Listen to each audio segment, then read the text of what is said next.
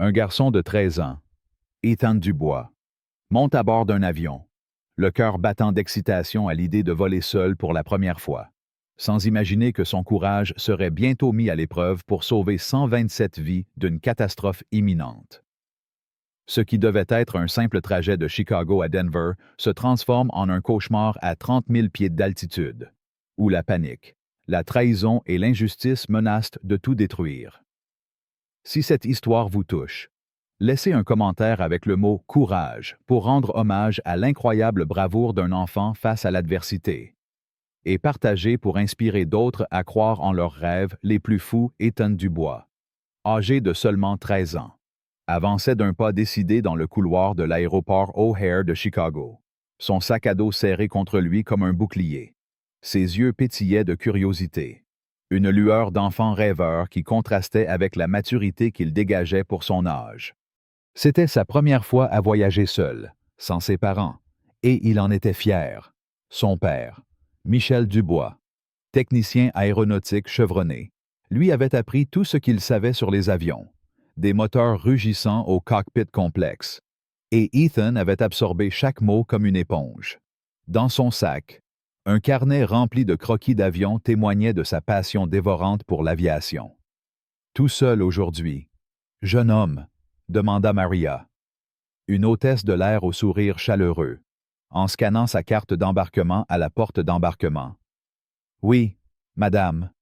Je rentre de chez mes grands-parents à Chicago, répondit Ethan. Un sourire timide mais confiant sur les lèvres. Ils vivent ici depuis toujours, et je suis excité de voler seul. Maria rit doucement en apercevant les dessins qui dépassaient de son sac. Un futur pilote. Hein, ton père doit être fier. Ethan hocha la tête, les joues rosies par la fierté. Il m'a appris à rester calme en toutes circonstances, surtout dans les airs. À bord du Boeing 737 flambant neuf, Ethan trouva son siège près du hublot, son endroit préféré. Il sortit son téléphone pour appeler ses parents avant le décollage. « Maman, je suis dans l'avion. L'hôtesse est super gentille. Elle a aimé mes dessins. » Sa mère, Claire, répondit avec une voix mêlée d'inquiétude et d'amour. « Mon chéri, sois prudent. D'accord, tu es sûr que tout va bien. »« Bien sûr. Maman, je suis prêt. » répondit Ethan. Son enthousiasme débordant, son père prit le combiné. « Fiston, tu te souviens de ce que je t'ai toujours dit. » Ethan récita comme un mantra, en vol. « La chose la plus importante, c'est de rester calme, quoi qu'il arrive. » « Exactement. Bon vol. Et appelle-nous dès que tu atterris à Denver. »« Promis, je vous aime, » dit Ethan avant de raccrocher, les yeux rivés sur le tarmac à travers le hublot, fasciné par les mouvements précis des équipes au sol. Le vol 227 décolla à l'heure, avec 127 âmes à bord, équipage compris. L'avion s'éleva gracieusement dans le ciel, et Ethan, émerveillé, observait les ailes trancher les nuages. Il sortit son carnet et commença à dessiner, reproduisant les détails du Boeing 737 qu'il voyait par la fenêtre. Les passagers autour de lui vaquaient à leurs occupations, certains lisaient, d'autres somnolaient. Et une vieille dame, Madame Rosa, tricotait paisiblement à quelques rangées de là, un sourire serein sur le visage. 1 heure après le décollage, le petit déjeuner fut servi, et l'ambiance dans la cabine était calme, presque soporifique. Ethan achevait un croquis détaillé du cockpit, s'imaginant un jour aux commandes, quand un bruit étrange rompit le silence. Ce n'était pas le ronronnement régulier des moteurs qu'il connaissait si bien grâce aux histoires de son père. C'était un silence inquiétant, ponctué de bips électroniques stridents, comme un cri d'alarme venant du cockpit. Ethan fronça les sourcils, son instinct aiguisé par des années à jouer à des simulateurs de vol. Il tendit l'oreille, son cœur commençant à battre plus vite. Soudain, Maria, l'hôtesse, passa en courant dans l'allée, son visage blême et ses mains tremblantes. Elle se précipita vers la porte du cockpit, l'ouvrit en hâte, et Ethan entendit sa voix, brisée par la panique. « Un médecin, Vite, c'est une urgence. Le cœur d'Ethan s'emballa. Il détacha sa ceinture sans réfléchir et s'avança vers l'avant de la cabine, ignorant les regards curieux des autres passagers. Lorsqu'il atteignit le cockpit, il vit une scène terrifiante les deux pilotes, affalés dans leur siège, inconscients, leurs visages pâles comme la mort. Maria, les mains sur leurs poignets, cherchait désespérément un pouls. « Que s'est-il passé? » demanda Ethan, une boule de peur grossissant dans sa gorge. « Je ne sais pas, » répondit Maria, sa voix tremblante. Ils se sont effondrés en même temps. Ils ne répondent à rien. Ethan jeta un coup d'œil au tableau de bord. Des voyants rouges clignotaient frénétiquement. Des alarmes sonnaient doucement mais sans relâche. Et l'horizon artificiel indiquait une descente lente mais inéluctable. L'avion perdait de l'altitude, glissant vers une catastrophe imminente. Les leçons de son père, les heures passées sur des simulateurs, les nuits à rêver de voler, tout cela surgit dans son esprit comme une vague. Il prit une profonde inspiration. Ses mains tremblantes mais déterminées. « Je sais piloter, » dit-il, sa voix plus assurée qu'il ne l'était réellement. Maria le dévisagea, incrédule. « Toi, mais tu n'es qu'un enfant. »« Mon père travaille dans l'aviation depuis 20 ans, » insista Ethan. « J'ai appris avec lui. Je m'entraîne sur simulateur. Si on ne fait rien maintenant, on va tous mourir. » Maria hésita, son regard passant des pilotes inconscients aux voyants rouges, puis à Ethan. Elle n'avait pas le choix. « Entre dans le cockpit, » dit-elle enfin, s'écartant pour lui laisser le passage. Mais avant qu'Ethan puisse s'installer, une voix tonitruante éclata dans la cabine.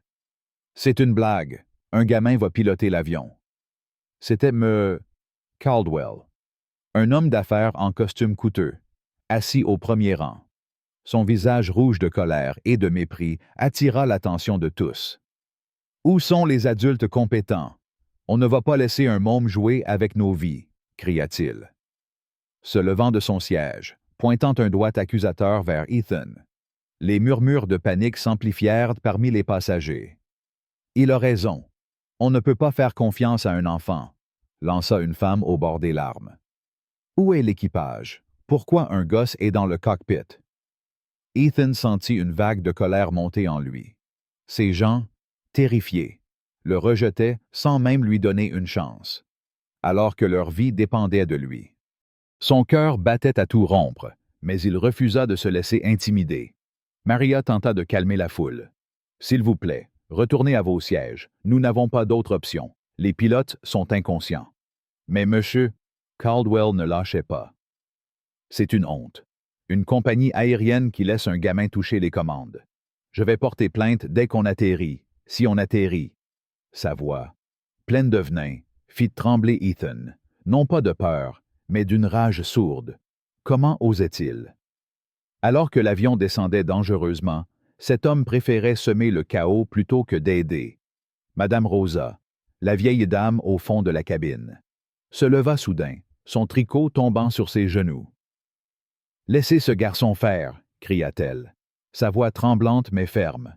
« Vous n'avez rien de mieux à proposer, alors taisez-vous et priez pour qu'il nous sauve. » Quelques passagers hochèrent la tête, mais d'autres, influencés par Caldwell, continuaient de murmurer leur méfiance.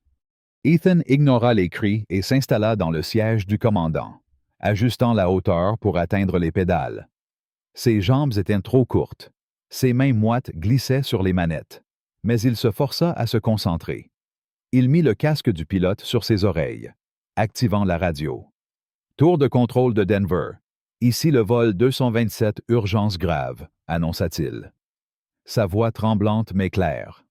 Un silence lourd suivit, puis une voix répondit. « Vol 227, ici la tour de contrôle.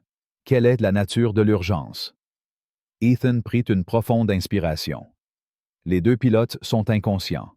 Je suis un passager de 13 ans, et je prends les commandes. » Un silence encore plus long s'ensuivit, et Ethan pouvait imaginer la stupéfaction dans la tour.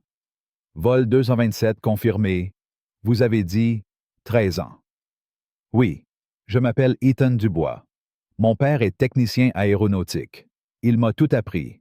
J'ai besoin d'aide pour atterrir en sécurité. Dans la cabine, la tension montait. Mais Caldwell, loin de se calmer, continuait son offensive. C'est de la folie. On va tous mourir à cause de ce gosse, hurla-t-il, attirant des regards terrifiés. Maria, au bord de l'épuisement, tenta de le raisonner. Monsieur, asseyez-vous, vous ne faites qu'empirer les choses. Mais Caldwell, ivre de son propre ego, se tourna vers les autres passagers. Vous allez laisser ce môme nous tuer, exiger qu'un adulte prenne le relais. Sa voix, amplifiée par la peur collective, sema une panique incontrôlable. Une mère serra ses enfants contre elle, pleurant en silence. Un jeune garçon, Lily, âgé d'à peine 6 ans, fixait Ethan depuis son siège, les yeux écarquillés de terreur. Ethan croisa son regard et sentit une responsabilité écrasante peser sur ses épaules. Il ne pouvait pas échouer. Pas maintenant. Dans le cockpit, les alarmes continuaient de retentir, chaque bip comme un compte à rebours vers la catastrophe. Ethan examina les instruments. L'altimètre indiquait 7,200 pieds, et l'avion descendait toujours. Il saisit le manche à 2 mains, ses doigts tremblants mais déterminés, et tira doucement pour tenter de redresser la trajectoire. L'avion réagit, mais à peine, et un nouveau voyant rouge s'alluma, signalant un problème avec le train d'atterrissage. Ethan sentit son estomac se nouer. « Tour de contrôle, on a un problème avec le train d'atterrissage », cria-t-il dans la radio.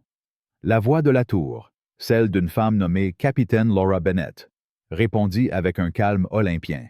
« Ethan, je m'appelle Laura. Je suis pilote depuis 20 ans.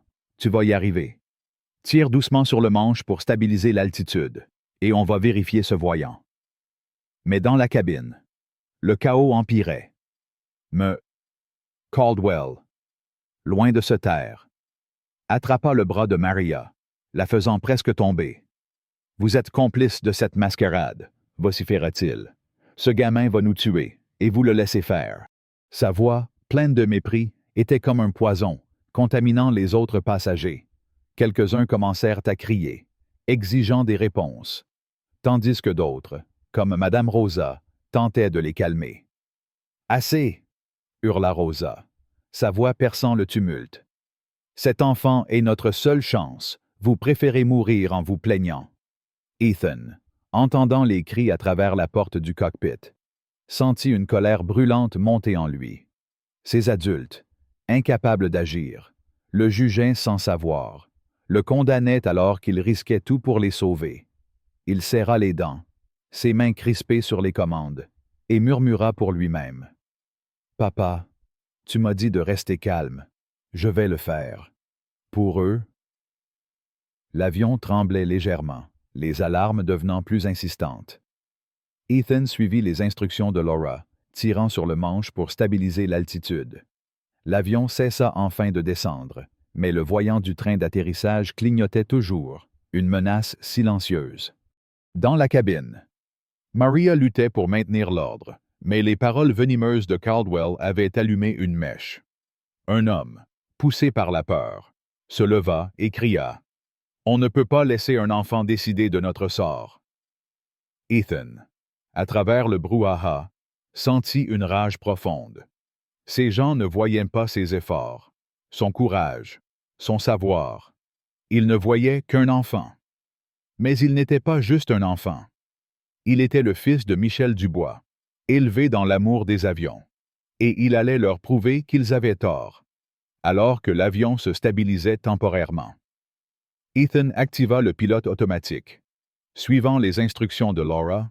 « Bien joué, Ethan, » dit-elle, sa voix empreinte d'admiration. « Tu es incroyable pour ton âge. Maintenant, trouve le bouton marqué AP sur le panneau central. » Ethan repéra le bouton et appuya, sentant l'avion devenir plus stable. Mais dans la cabine, la tension ne faisait que croître. Mais Caldwell, insatiable, se tourna vers un jeune couple. « Vous voulez que vos enfants meurent à cause de ce gosse? Faites quelque chose. » Ethan, entendant ces mots à travers la porte entr'ouverte, sentit une fureur indescriptible. Comment osait-il manipuler la peur des autres? Comment osait-il semer la discorde alors que leur vie était en jeu? Il voulait hurler, leur dire de se taire, de lui faire confiance. Mais il n'avait pas le temps. Chaque seconde comptait. Madame Rosa, voyant la situation dégénérer, s'approcha de Maria. « Ma chère, laissez-moi parler aux autres. Ce garçon a besoin de nous. » Elle se tourna vers les passagers, sa voix tremblante mais pleine de conviction. « Écoutez-moi. Cet enfant risque sa vie pour nous. Vous croyez qu'il veut être là, à 13 ans, avec cette responsabilité. Soutenez-le. Bon sang. » Quelques passagers hochèrent de la tête, touchés par ces mots. Mais Caldwell ricana. « Une vieille folle et un gamin. Voilà notre équipage. » Ethan, dans le cockpit, sentit ses poings se serrer. Il voulait confronter cet homme, lui crier qu'il faisait de son mieux, mais il savait que chaque instant passé à répondre était un instant perdu pour sauver l'avion. Laura, à la tour, reprit la parole. « Ethan, tu es à 7500 pieds maintenant. Stabilisé. On va préparer l'approche pour Denver. Reste avec moi. » « D'accord. » Ethan hocha la tête, même si elle ne pouvait pas le voir. « Oui, madame. J'ai peur, mais je ne peux pas abandonner. » Sa voix tremblait, mais sa détermination était d'acier. Derrière lui, les cris des passagers continuaient, un mélange de peur, de colère et de désespoir. Lily, le petit garçon, s'approcha timidement du cockpit, échappant à sa mère. « Monsieur, tu vas nous sauver, » demanda-t-il, ses yeux pleins de larmes. Ethan le regarda, son cœur se serrant. « Je te promets, Lily, je vais tout faire pour qu'on rentre tous à la maison. » Mais alors que l'avion approchait de Denver, un nouveau voyant s'alluma un problème hydraulique critique. Ethan sentit son sang se glacer. « Tour de contrôle, on a un nouveau problème, » cria-t-il. Laura répondit immédiatement. « Reste calme, Ethan, on va résoudre ça ensemble. » Mais dans la cabine, Caldwell, infatigable, continuait son assaut verbal. « Vous voyez, il ne sait pas ce qu'il fait, on va tous mourir. » Ces paroles, comme un venin, attisèrent la panique. Ethan, au bord des larmes, sentit une rage incandescente l'envahir. Il n'allait pas laisser cet homme détruire leur seule chance de survie. Pas aujourd'hui, pas maintenant. Il serra le manche plus fort, déterminé à prouver à tous, et surtout à lui-même, qu'un garçon de 13 ans pouvait être plus grand que la peur, plus grand que l'injustice, plus grand que la haine. Ethan Dubois, à peine 13 ans, maintenait l'avion à 7500 pieds, les mains crispées sur les commandes, luttant contre une tempête de peur et de rage. Dans le cockpit du vol 227, il venait de stabiliser l'appareil grâce aux instructions précises de la capitaine Laura Bennett. Mais chaque bip strident des alarmes et chaque cri de panique dans la cabine derrière lui étaient comme des coups de poignard. L'avion, un Boeing 737 transportant 127 hommes, vacillait entre la vie et la mort. Et Ethan, un garçon moqué et sous-estimé, était leur seul espoir. Alors que les voyants rouges du tableau de bord clignotaient comme des yeux accusateurs. Un nouveau défi mécanique et une vague d'injustice orchestrée par l'insupportable Caldwell menaçait de tout faire basculer. La rage d'Ethan bouillonnait. Comment osait-il douter de lui? Alors qu'il risquait tout pour les sauver. Chaque seconde dans ce cockpit était une bataille contre la peur, la machine et la cruauté humaine. Dans la tour de contrôle de Denver, la capitaine Laura Bennett, une pilote chevronnée avec 2 décennies d'expérience, gardait une voix d'un calme surnaturel. « Ethan, tu fais un travail incroyable, » dit-elle à travers la radio, son ton à la fois ferme et réconfortant. « Maintenant, on va vérifier ce problème hydraulique. Dis-moi ce que tu vois sur le panneau des systèmes. » Ethan, le cœur battant à tout rompre, scruta les instruments. « Il y a un voyant rouge pour le système hydraulique principal. Et... attendez.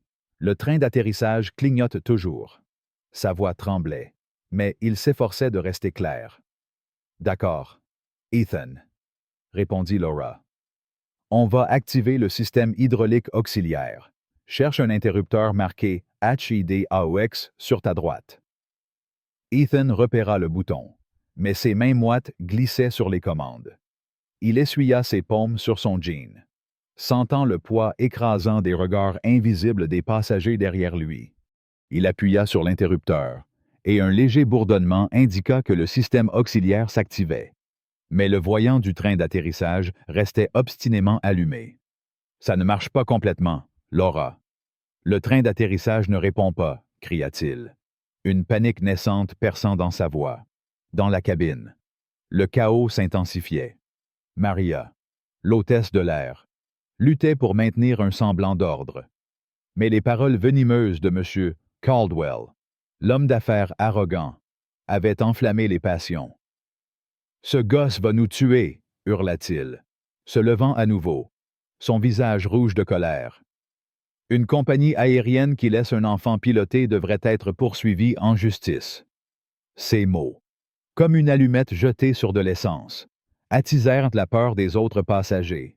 Une jeune mère, serrant son fils Lily contre elle, éclata en sanglots. « Pourquoi personne d'autre ne prend les commandes ?» cria un homme d'âge moyen, les poings serrés. Maria, au bord de l'épuisement, tenta de répliquer. « Il n'y a personne d'autre. Les pilotes sont inconscients, et Ethan est notre seule chance. » Mais Caldwell, implacable, se tourna vers les autres. « Vous entendez ça?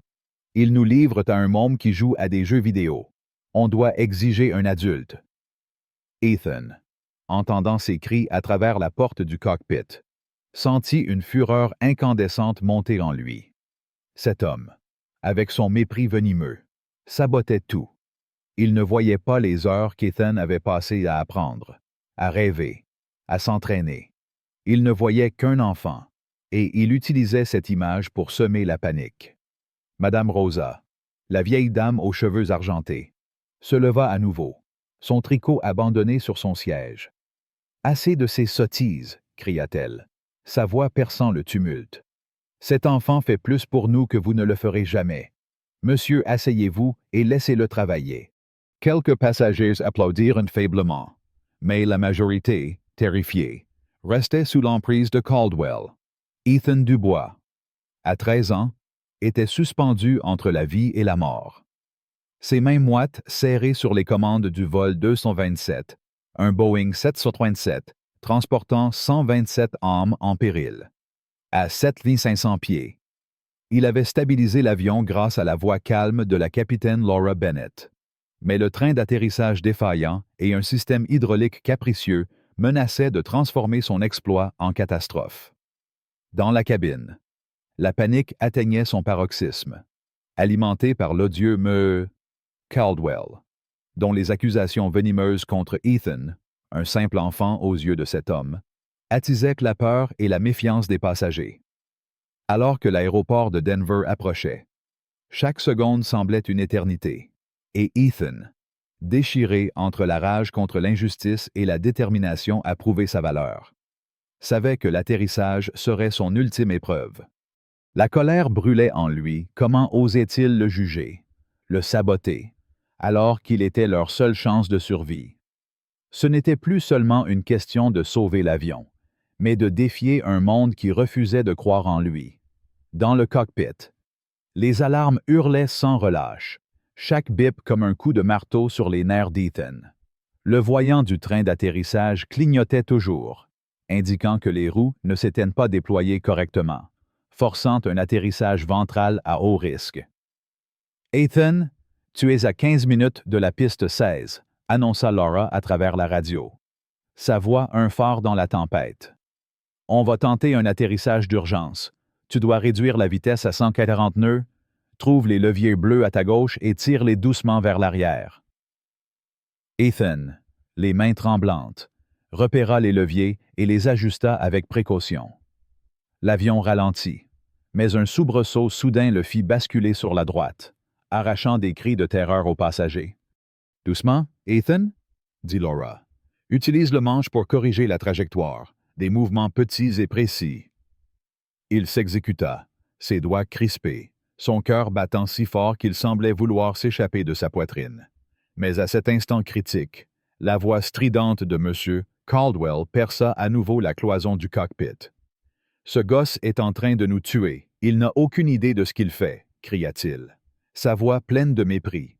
Ethan sentit une rage incandescente l'envahir. Cet homme, avec son arrogance toxique, mettait en danger la vie de tous en semant le chaos à un moment où le calme était vital.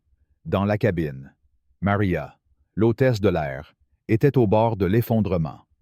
Elle tenta de calmer les passagers, mais l'influence de Caldwell était comme un poison. « Pourquoi lui faites-vous confiance ?» vociféra-t-il, s'adressant à un groupe de passagers terrifiés. « Ce môme n'a jamais piloté un vrai avion. On va s'écraser à cause de cette compagnie incompétente. » Une femme, serrant son bébé contre elle, éclata en sanglots. « Je ne veux pas mourir !» cria-t-elle. Lily, le petit garçon de 6 ans, s'échappa des bras de sa mère et courut vers la porte du cockpit, ses yeux pleins de larmes. « Ethan, ne les écoute pas, » dit-il d'une voix tremblante. « Je crois en toi. » Ethan croisa son regard à travers l'entrebâillement de la porte et sentit une bouffée de détermination. Ce petit garçon, si vulnérable, croyait en lui. Il ne pouvait pas le décevoir. Mais alors qu'il ajustait les commandes, un nouveau coup de poignard vint de l'extérieur. Laura, dans la tour, reçut une alerte d'un opérateur. « Ethan, j'ai une mauvaise nouvelle, » dit-elle, sa voix teintée d'une tension rare. Une chaîne de télévision nationale diffuse en direct que le vol 227 est piloté par un enfant non qualifié qui met en danger des vies. Ils te décrivent comme un gamin irresponsable jouant avec un simulateur. Ethan sentit son sang se glacer. « Quoi ?» cria-t-il, sa voix brisée par l'indignation. « Je fais tout ce que je peux. Mon père m'a appris. Je ne joue pas. » La fureur monta en lui comme une vague.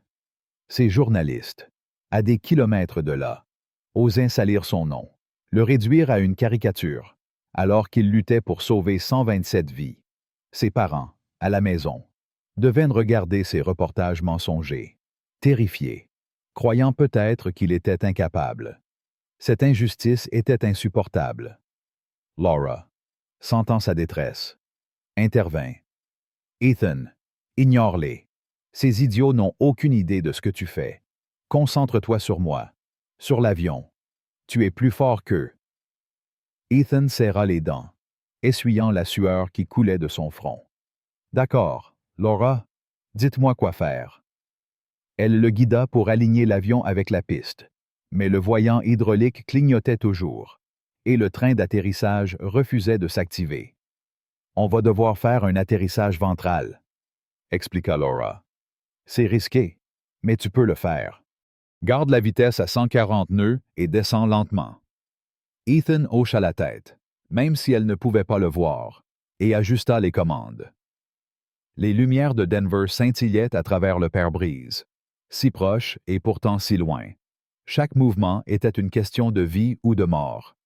Dans la cabine, la situation dégénérait. Caldwell, refusant de se taire, attrapa le micro du système d'annonce interne, arraché des mains de Maria. « Écoutez tous, » hurla-t-il. « Ce gamin est un danger public. On doit reprendre le contrôle. » Sa voix résonna dans l'avion, provoquant une vague de panique. Plusieurs passagers se levèrent, criant des accusations, tandis que d'autres, comme Madame Rosa, tentaient de les calmer. « Arrêtez cette folie !» cria Rosa, sa voix tremblante de colère. « Vous voulez tous nous tuer avec vos bêtises. Soutenez ce garçon. » Mais Caldwell, ivre de son propre ego, continua. « Je suis un homme d'affaires. J'ai des relations. Cette compagnie va payer pour avoir mis un enfant aux commandes. » Ethan, entendant chaque mot à travers le haut-parleur, sentit une fureur aveuglante. Cet homme n'était pas seulement un obstacle, il était une menace directe à leur survie. Il voulait hurler, le confronter, lui faire ravaler ses paroles. Mais il n'avait pas le luxe du temps. Maria, à bout de force, s'approcha du cockpit. « Ethan, les passagers ont besoin de t'entendre, » dit-elle. tendant le micro interne. « Parle-leur, s'il te plaît. » Ethan prit une profonde inspiration, sa main libre serrant le micro si fort que ses articulations blanchirent. « Bonjour à tous. Ici Ethan Dubois, dans le cockpit. » Commença-t-il, sa voix tremblante mais empreinte d'une maturité qui fit taire la cabine. « Je sais que vous avez peur, moi aussi, j'ai peur. Mais mon père m'a appris que dans les airs, la chose la plus importante est de rester calme, quoi qu'il arrive. Je fais tout ce que je peux pour nous ramener en sécurité. S'il vous plaît, attachez vos ceintures et faites-moi confiance. » Sa voix, bien que juvénile, portait une conviction qui toucha les cœurs. Madame Rosa applaudit, les larmes aux yeux. « Bravo, mon garçon !» cria-t-elle. « Lily, le petit garçon !» murmura. « Tu es mon héros. » Même certains des passagers les plus sceptiques baissèrent les yeux, émus par son courage. Mais Caldwell, insensible, ricana. « Des belles paroles pour un môme qui va nous faire tuer », lança-t-il, attirant des regards furieux de ceux qui commençaient à croire en Ethan. Maria, à bout, se planta devant lui. « Asseyez-vous, ou je vous attache moi-même », cria-t-elle, sa voix tremblante de rage. Pour la première fois, Caldwell sembla hésiter, mais son orgueil l'emporta. « Vous regretterez de m'avoir ignoré », marmonna-t-il, s'asseyant à contre-cœur, à l'aéroport de Denver. L'opération d'urgence était en plein chaos organisé. Des ambulances, des camions de pompiers et des équipes de secours bordaient la piste 16, leurs gyrophares illuminant la nuit. Les journalistes, attirés comme des vautours, filmaient en direct, amplifiant les rumeurs mensongères sur l'enfant irresponsable aux commandes. Les parents d'Ethan, Michel et Claire, regardaient les informations à la télévision, le cœur brisé par les accusations portées contre leur fils. « Ils ne savent pas de quoi il est capable, » murmura Michel, les larmes aux yeux. « Il a tout appris de moi. Il peut le faire. » Mais la peur et l'injustice des reportages les rongeaient. Dans le cockpit, Ethan apercevait enfin la piste. Un ruban de lumière dans l'obscurité. « Vol 227, vous êtes en approche finale, » annonça Laura. « Garde la trajectoire, et quand je compte jusqu'à 3, tire doucement sur le manche. » Ethan hocha la tête, ses mains moites glissant sur les commandes. Mais à cet instant critique, Caldwell, dans un ultime acte de sabotage, se leva à nouveau et frappa la porte du cockpit. « Sors de là! Gamin, tu vas tous nous tuer! » hurla-t-il, son poing martelant la porte. Le bruit fit sursauter Ethan, et l'avion vacilla légèrement, arrachant des cris aux passagers. « Arrêtez! » cria Maria, le repoussant avec l'aide de 2 autres passagers. Ethan, tremblant de rage, sentit des larmes de frustration monter. Cet homme était prêt à les condamner tous par pure arrogance. « Laura, il me déconcentre », cria-t-il dans la radio. « Ignore-le, Ethan, » répondit-elle. « Tu es plus fort que lui. Concentre-toi sur la piste. » Les lumières de la piste se rapprochaient, mais l'avion tremblait. Le train d'atterrissage toujours bloqué. « 1, 2, 3, maintenant !» cria Laura. Ethan tira sur le manche avec une force contrôlée, ses muscles tendus à l'extrême. L'avion descendit, frôlant le sol. Un grondement assourdissant retentit lorsque le ventre de l'appareil toucha la piste, glissant dans un crissement métallique terrifiant. Des étincelles jaillirent, visibles par le hublot, et les passagers hurlèrent, certains priant, d'autres s'accrochant à leurs proches.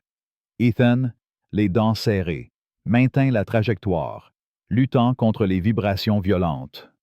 L'avion ralentit enfin, s'immobilisant dans un silence surnaturel.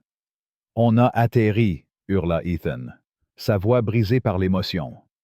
La cabine explosa en un vacarme de cris de joie, d'applaudissements et de larmes de soulagement. Madame Rosa sanglotait, serrant son chapelet. Lily courut vers le cockpit, sa mère le suivant, et cria « Tu l'as fait, Ethan !» Même les passagers qui avaient douté se levèrent, scandant son nom. Mais Caldwell, assis au fond, resta silencieux, le visage fermé, incapable d'admettre son erreur. Ethan, tremblant, retira le casque et s'effondra dans le siège, épuisé. Maria entra dans le cockpit, les yeux brillants. « Tu es un héros, Ethan, » murmura-t-elle, posant une main sur son épaule. Lorsque les portes de l'avion s'ouvrirent, les parents d'Ethan furent les premiers à monter à bord. Claire, en larmes, se précipita vers lui, l'enlaçant si fort qu'il pouvait à peine respirer. « Mon fils, mon héros !» sanglota-t-elle. Michel, les yeux rougis, le serra contre lui. « Tu as tout fait comme je te l'ai appris. Fiston, je n'ai jamais été aussi fier. » Ethan, encore sous le choc, murmura. « J'ai juste suivi tes conseils. Papa, restez calme. » Mais la colère contre Caldwell et les médias persistait, une braise brûlante dans son cœur. Un homme en costume sombre s'approcha, son visage sérieux mais respectueux. « Ethan Dubois, je m'appelle Julien Moreau, conseiller du président des États-Unis.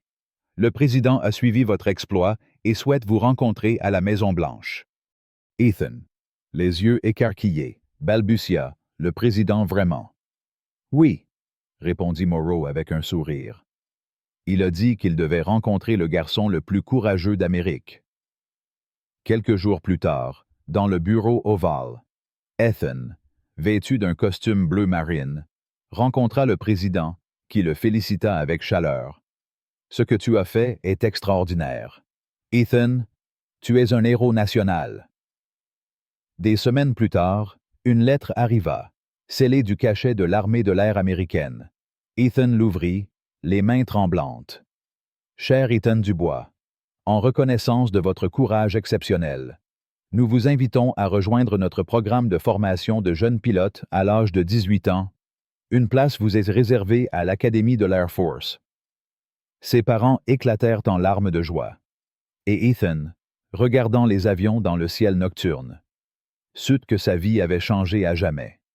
Mais la fureur contre ceux qui l'avaient sous-estimé, Caldwell, les médias, restait gravée en lui. Il jura de prouver, encore et encore, que l'âge ne définit pas le courage. Des années plus tard, devenu pilote militaire respecté. Ethan racontait son histoire aux jeunes recrues, leur enseignant que la peur est universelle, mais que le courage naît de l'action face à l'injustice. Il n'oublierait jamais ce vol 227, ni la leçon qu'il avait apprise: même un enfant peut défier un monde qui refuse de croire en lui. L'histoire d'Ethan Dubois, ce jeune garçon de 13 ans qui a sauvé 127 vies en prenant les commandes d'un avion en perdition, est bien plus qu'un récit d'héroïsme spectaculaire. Elle incarne des valeurs profondément enracinées dans la culture française: le courage face à l'adversité, la résilience devant l'injustice, et la foi en la capacité de chacun à transcender ses limites, quelles que soient les circonstances. En France, où l'on célèbre des figures comme Jeanne d'Arc ou des résistants de la Seconde Guerre mondiale, l'histoire d'Ethan résonne comme un écho moderne de cette tradition de bravoure et de détermination. Analysons les émotions suscitées par ce récit, les leçons qu'il nous offre, et comment nous pouvons les appliquer dans notre vie quotidienne, tout en restant fidèles à l'esprit français qui valorise l'introspection, la solidarité et l'action réfléchie. Une vague d'émotions entre admiration et indignation. L'histoire d'Ethan provoque une tempête d'émotions, mêlant admiration, colère et inspiration. Tout d'abord, l'admiration est inévitable. À seulement 13 ans, Ethan, armé de connaissances transmises par son père et d'une passion pour l'aviation, a accompli l'impensable: piloter un Boeing 737 en crise. Avec des vies en jeu, sa capacité à garder son sang-froid, à suivre les instructions de la capitaine Laura Bennett et à surmonter les obstacles mécaniques est stupéfiante. En France, où l'on valorise l'éducation et la transmission des savoirs, l'image d'un jeune garçon appliquant les leçons de son père avec une telle maturité touche profondément. Elle rappelle l'importance de la famille comme pilier de la société, un thème cher à la culture française. Cependant, Cette admiration est vite teintée d'une indignation brûlante face à l'injustice dont Ethan est victime. Les accusations de M. Caldwell, cet homme d'affaires arrogant qui sème la panique en le dénigrant, sont révoltantes. Comment peut-on mépriser un enfant qui risque tout pour sauver des vies? Cette attitude reflète une réalité sociale que les Français connaissent bien la tendance à juger hâtivement, à privilégier les apparences ou le statut au détriment du mérite. Les médias, en propageant des mensonges sur Ethan, qualifié d'enfant irresponsable, amplifient cette injustice, cette trahison par ceux qui auraient dû le soutenir, les adultes. Les institutions suscitent une colère légitime, car elles heurtent le sens français de l'équité et de l'honneur. Enfin, l'histoire inspire un profond sentiment d'espoir.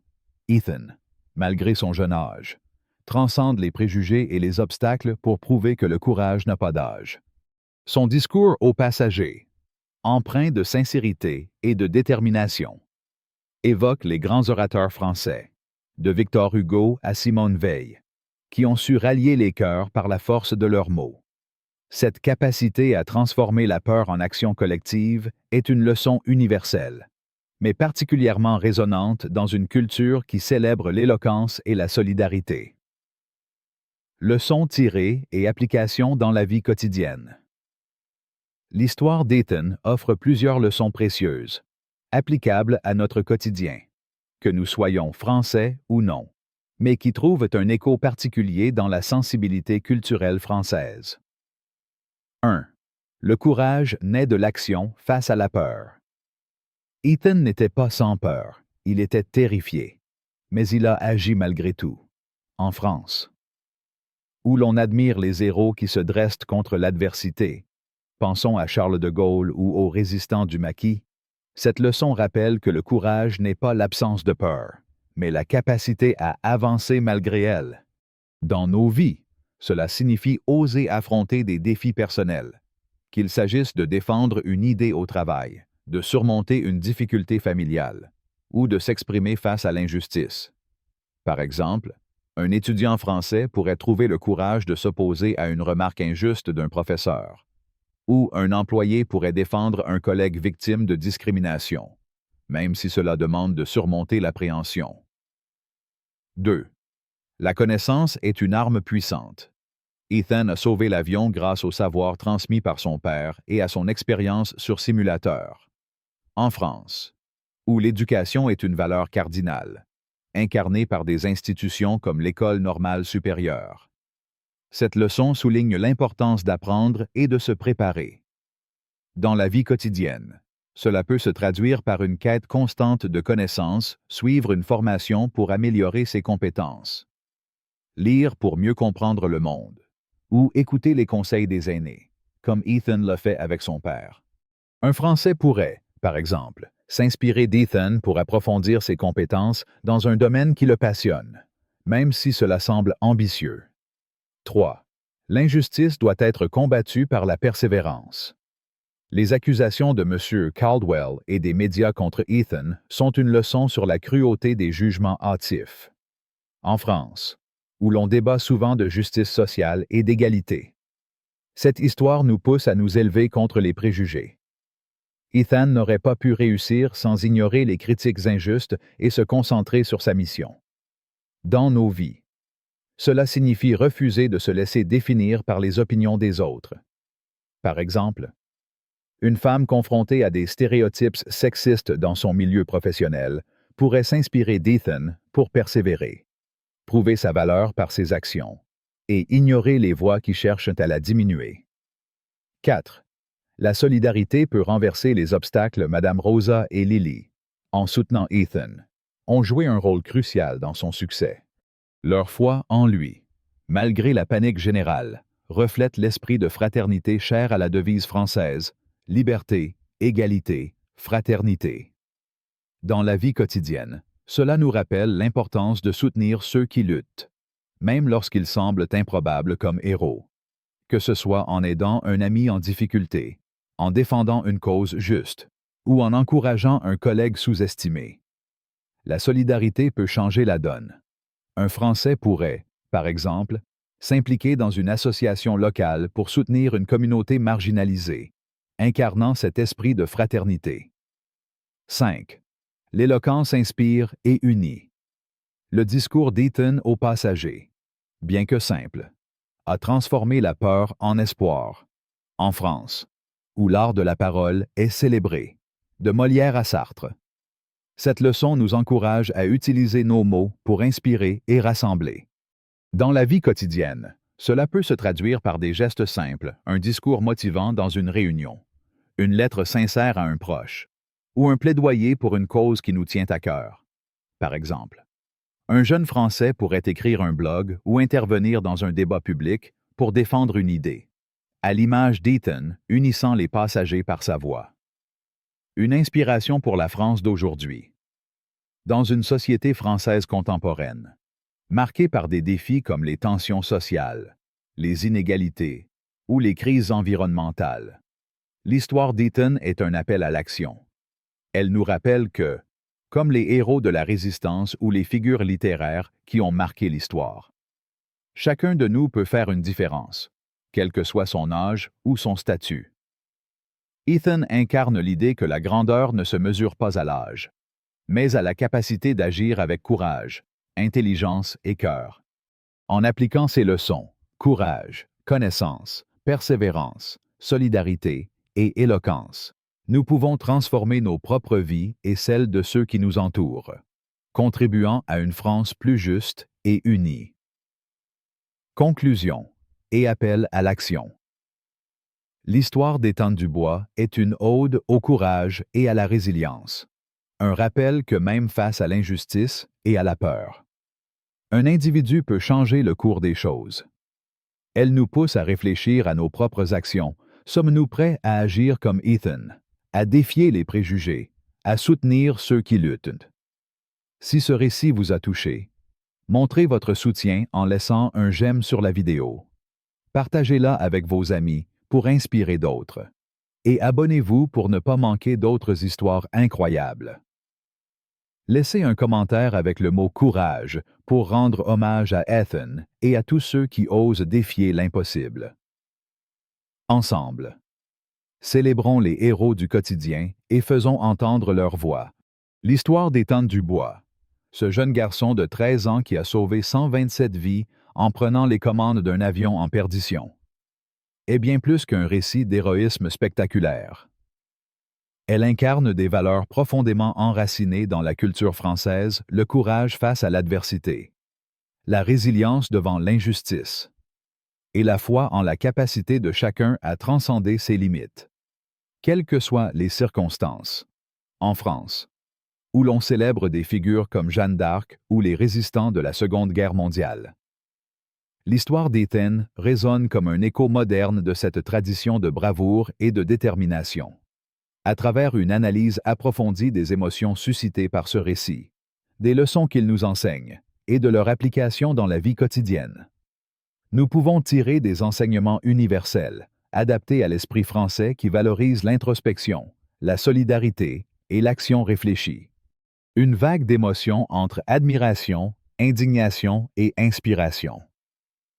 L'histoire d'Ethan provoque une tempête d'émotions, mêlant admiration, colère et inspiration. Tout d'abord, l'admiration est inévitable. À seulement 13 ans, Ethan, armé des connaissances transmises par son père et d'une passion dévorante pour l'aviation, a accompli l'impensable piloter un Boeing 737 en crise, avec 127 vies en jeu.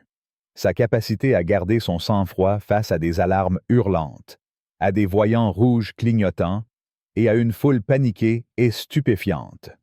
En France, où l'éducation et la transmission intergénérationnelle sont des piliers culturels, l'image d'un garçon appliquant les leçons de son père avec une maturité exceptionnelle touche profondément. Elle rappelle la valeur de la famille, un thème cher à la société française, où les repas dominicaux et les récits des aînés forgent l'identité collective. Ethan incarne cet héritage, transformant les histoires de son père en actes héroïques. Cependant, Cette admiration est vite éclipsée par une indignation brûlante face à l'injustice dont Ethan est victime. Les accusations venimeuses de M. Caldwell, cet homme d'affaires arrogant qui le dénigre comme un môme irresponsable, sont révoltantes. Comment peut-on attaquer un enfant qui risque sa vie pour sauver les autres? Ce mépris reflète une tendance sociale que les Français connaissent bien, le jugement hâtif, souvent basé sur des apparences ou des stéréotypes. Caldwell représente cette arrogance élitiste qui, dans la culture française, est souvent critiquée, notamment dans les satires de Molière ou les pamphlets de Voltaire, les médias, en propageant des mensonges sur Ethan, le qualifiant de enfant non qualifié, jouant avec des vies. Amplifie cette injustice, cette trahison, venant d'adultes et d'institutions censées protéger et soutenir. Heurte le sens français de l'équité et de l'honneur. Elle évoque les débats contemporains en France sur la désinformation et la responsabilité des médias, suscitant une colère légitime chez ceux qui valorisent la vérité et la justice. Cette indignation est d'autant plus forte que l'histoire d'Ethan révèle une vérité universelle. Les héros les plus improbables sont souvent les plus sous-estimés. En France, où l'on célèbre l'égalité dans la devise républicaine. Le fait qu'un enfant soit jugé incapable en raison de son âge rappelle les luttes contre les discriminations de toutes sortes. Ethan, par sa résilience, défie ses préjugés, et son triomphe devient une source d'inspiration. Son discours aux passagers, simple mais empreint de sincérité, évoque les grands orateurs français, de Victor Hugo à Simone Veil, capables de rallier les cœurs par la force de leurs mots. Ce moment, où il transforme la peur en espoir, est un puissant rappel de l'éloquence comme outil de rassemblement, une valeur célébrée dans les cafés parisiens et les salles de débat. Enfin, l'histoire inspire un espoir profond, presque spirituel. Ethan, malgré son jeune âge, transcende les obstacles pour prouver que le courage n'a ni âge ni statut. En France, où l'on admire les figures qui se dressent contre l'impossible.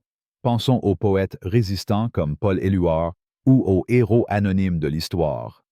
Ethan devient un symbole de l'âme humaine triomphante.